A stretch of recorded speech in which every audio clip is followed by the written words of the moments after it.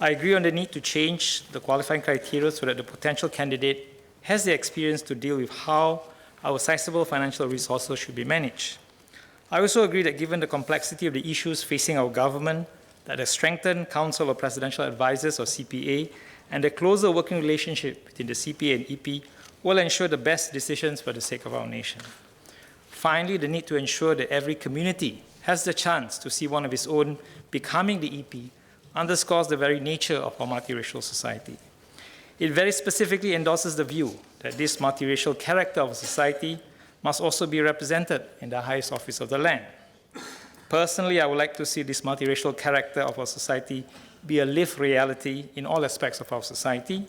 Achieving this is an ongoing effort for which we must never let up. For now, I shall focus on how we seek to achieve this in the EP. Madam, one of the stated aims of the new EP changes is to ensure that every community has a chance to see one of its own becoming the elected president.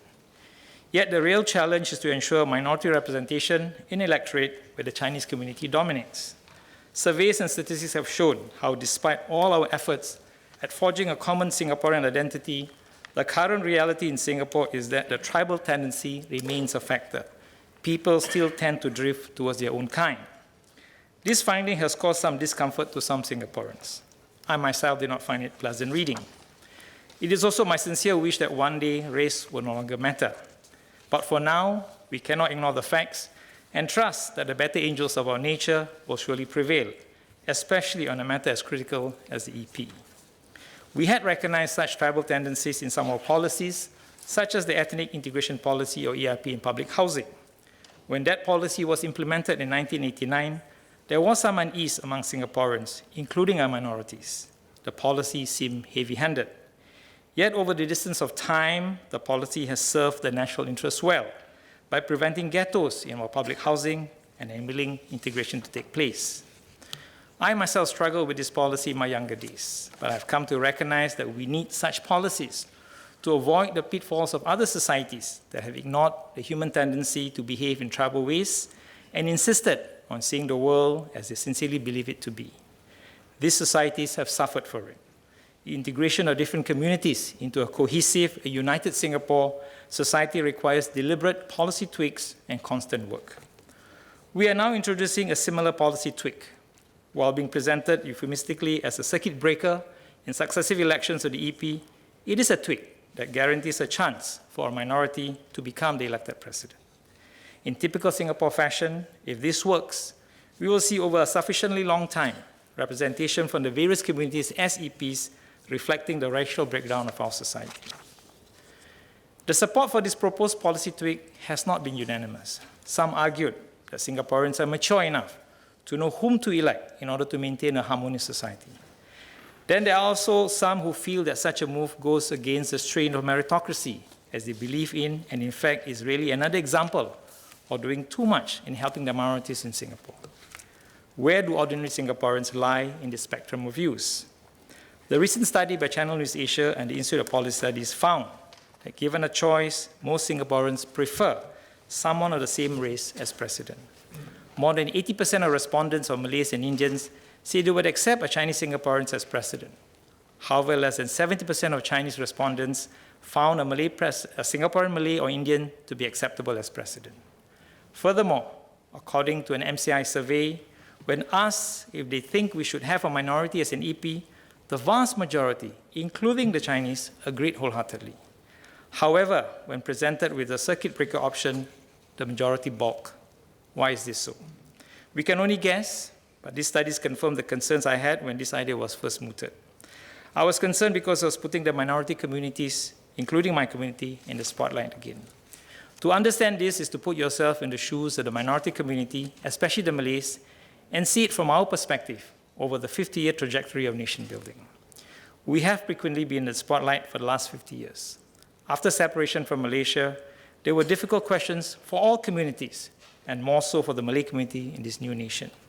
At the same time, we face socioeconomic challenges.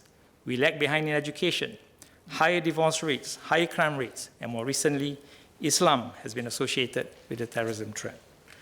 The situation, of course, has been improving because of the hard work by the community and the government support, and we must continue to forge ahead.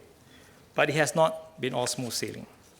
Against this backdrop, I was worried that this move to ensure that there will be a Malay president will be seen as the government going out of its way to help a minority community that has lagged behind.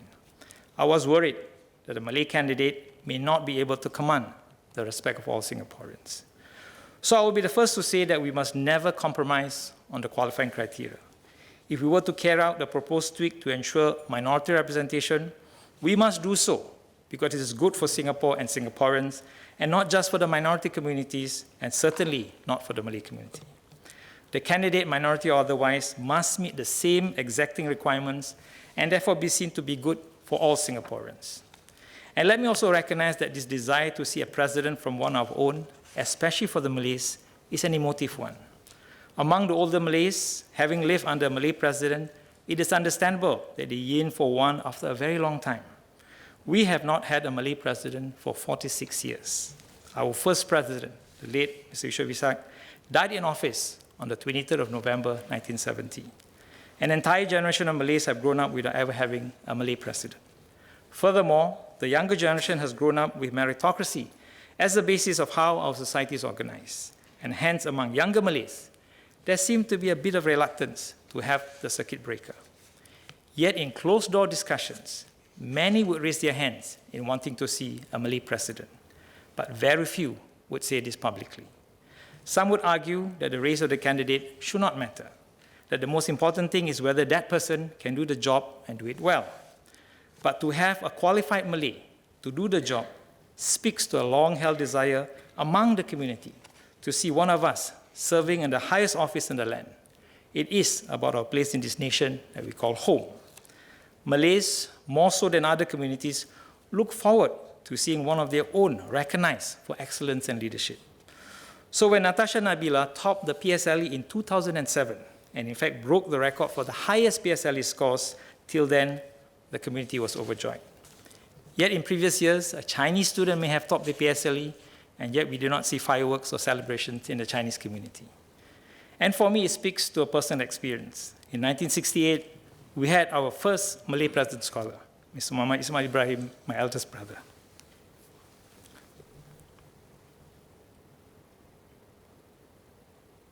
That same year, my brother's schoolmate from RI, Mr. Christopher Katarasu, was also winner of the President's Scholarship.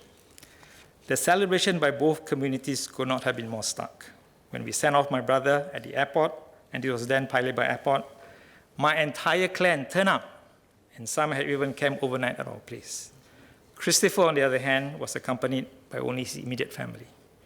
The airport was swarmed by Malays. It was a moment of celebration. The truth is, we do not have many Malays in key positions of power and leadership. Having one being a president is not just nice, but timely. But this cannot and must not be the reason why we should have a Malay president. The Malay candidate must meet the same exacting standards as demanded of candidates from the other communities.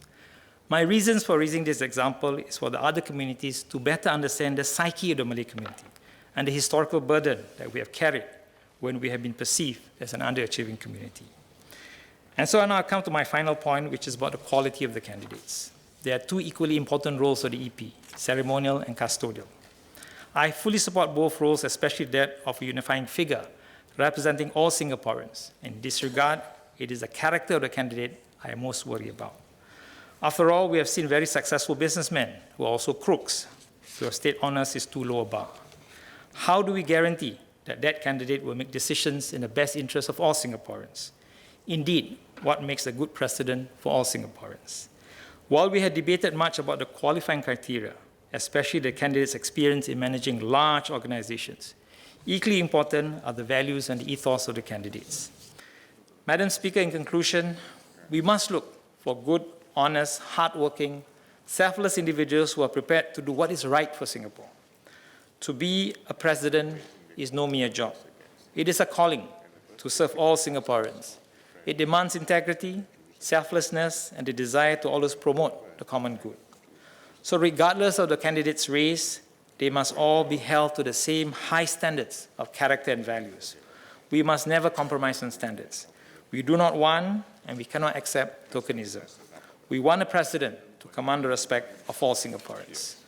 So I therefore stand by the proposed amendments to the elected presidency framework because, first and foremost, these enhancements serve to ensure that the best qualified person who reflects the values and the ethos of our nation will be elected to the highest office of our land. Thank you, Madam.